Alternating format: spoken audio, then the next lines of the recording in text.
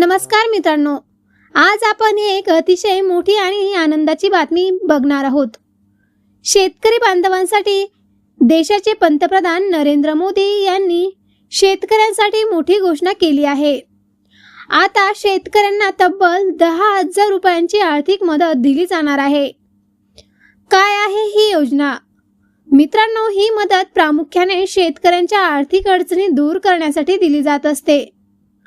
शेती करताना लागणारा खर्च, बियाणे, खते, औषधी आणि मजुरी या सर्व गोष्टी महाग झाल्या आहेत।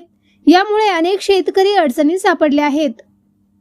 हीच अडचण लक्षात घेऊन सरकारने हा मोठा निर्णय घेतला आहे। ही आर्थिक मदत कोणाला मिळणार आहे?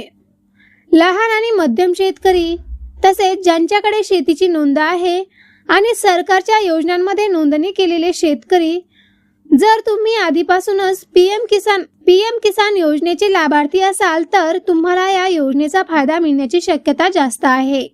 ही रक्कम थेट शेतकऱ्यांच्या बँक खात्यात जमा केली जाणार आहे।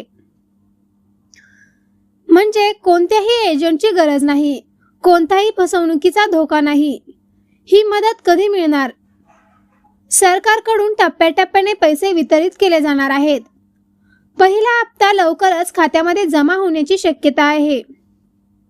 सर्वात महत्त्वाची सूचना म्हणजे अजून अधिकृत माहिती आणि अपडेटसाठी आपल्या गावातील तलाठी किंवा सीएससी सेंटरला नक्की भेट द्या।